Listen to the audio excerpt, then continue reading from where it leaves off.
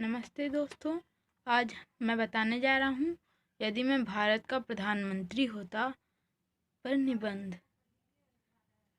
हम कल्पना करना कोई नई बात नहीं है। सभी कल्पना करते हैं और करना भी चाहिए, किंतु कल्पना का आधार उदात्त होना चाहिए। उदात्तता के साथ साथ इसमें क्रियाशीलता भी होनी चाहिए। निष्क्रिय कल्पना का कोई अर्थ नहीं, इसकी कोई उपयोगिता नहीं होती। यदि मैं भारत का प्रधानमंत्री होता, एक मधुर कल्पना है। यदि मेरी कल्पना साकार हो जाए तो मैं देश का काया पलट कर दूंगा। किसी जादू की छड़ी से नहीं, बल्कि अपने सद कर्तव्यों से, अपनी दृढ़ इच्छा शक्ति से। आज हमारा भारत विभिन्न समस्याओं के घेरे में छटपटा रहा है। सदियों की परतंत्रता के कारण हमारे देश की राजनीतिक, सामाजिक, आर्थिक स्थितियों में जो ह्रास हुआ, उसकी पूर्ति आज तक नहीं हो सकी है। मैं जानता हूँ कि प्रधानमंत्री का पद अत्यंत दायित्वपूर्ण होता है, अतः प्रधानमंत्री बनकर मैं सर्वप्रथम देश की उन कमजोरियों को दूर करने का प्रयास करूँगा जो हमारी प्रगति में बाधक बनी हुई हैं। मैं यह भी जानता हूँ कि प्रधानमंत्री संपूर्ण देश का प्रतिनिधि होता है, अतः मैं प्रमुख राजनीतिक दलों से संभाषण करूँगा तो उनके सहयोग से एक राष्ट्रीय सरकार का निर्माण करूँगा। मैं अपने मंत्रिमंडल में विभिन्न क्षेत्रों के सुयोग्य व्यक्तियों को सम्मिलित। मैं अपने पूर्व प्रधानमंत्रियों के सद्विवेक और सुनीतियों को अपनाऊंगा। हमारे देश में गरीबी, बेरोजगारी, महंगाई, आवश्यक वस्तुओं की कमी आदि विकराल समस्याएं हैं। इस समस्याओं को समाधान के लिए मैं एक प्रभावकारी एवं नई योजना का निर्माण करूंगा। मैं कृषि एवं औद्योगिक प्रगति पर विशेष ध्यान दूंगा।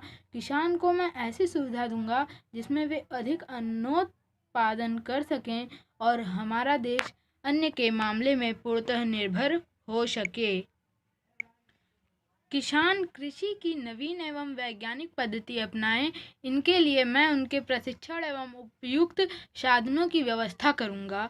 वृहद उद्योगों के विकास पर भी मेरा ध्यान होगा, परंतु लोग लघु एवं कुटीर उद्योगों के प्रति विशेष रूप से आकृष्ट हों, इस दिशा में मेरा अधिकाधिक प्रयास होगा। मैं शिक्षा पद्धति में ऐसा सुधार लाऊंगा ताकि छात्रों में चारित्रिक एवं नैतिक भावनाओं का विकास हो सके।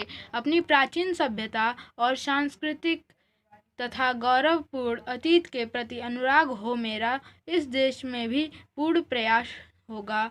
मैं देश के सभी प्रमुख क्षेत्रों में ऐसे विद्यालयों, संस्थाओं को खुलवाने की व्यवस्था करवाऊंगा जहां छात्र साहित्य, इतिहास, भूगोल, विज्ञान आदि विषयों के साथ साथ शिल्प प्रौद्योगिकी का भी अध्ययन अनुसंधान कर सकें।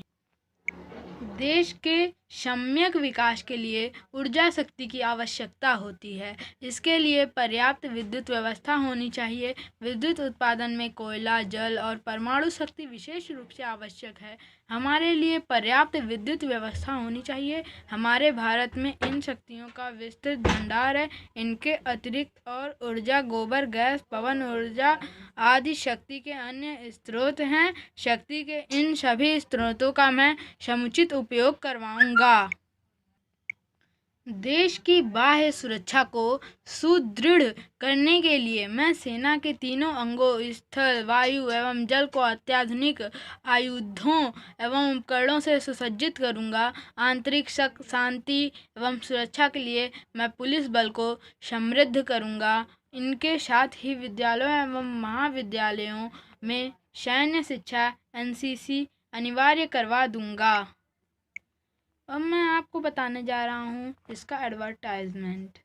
आज देश में वर्ग भेद, जाति भेद, धर्म और संप्रदाय भेद बड़ी तीव्र गति से पनप रहे हैं।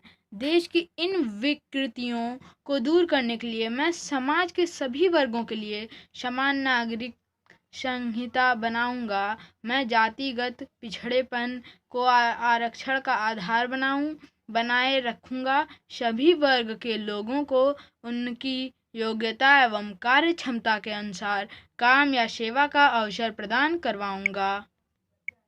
मेरी विदेश नीति अपने देश के हितों को सामने रखकर अधिकाधिक शांतिपूर्ण सहयोग एवं सह अस्तित्व पर आधारित होगी। मेरा प्रयास होगा कि विश्व के सभी राष्ट्र हमारे मित्र हों, कोई हम पर अनुचित दबाव न डाले। मैं अपने देश की विश्व वस्तु और वसुधैव कुटुंबकम की चिर उदात्त भावना को प्रश्रय दूंगा। मैं चाहूँगा कि सभी भारतवासी अपनी सभ्यता, संस्कृति और आत्मगौरव के प्रति श्रद्धा की भावना रखें, अपने आदर्श संस्कारों का सम्मान करें और उन्हें अपनाएं। मैं यह भी चाहूँगा कि हमारा देश धन धान्य ज्ञान विज्ञान में पूर्ण समृद्धि हो और वह पुनः अपने विश्व गुरु के सम्मानित पद पर प्रतिष्ठित हो जाए। जी दोस्तों, अब यहाँ पर हमारा मैं प्रधानमंत्री होता पर निबंध समाप्त होता है। थैंक यू, धन्यवाद। अगर आपको हमारा निबंध पसंद आया हो तो हमारे चैनल को लाइक, सब्सक्राइब एंड शेयर ज़रूर करें।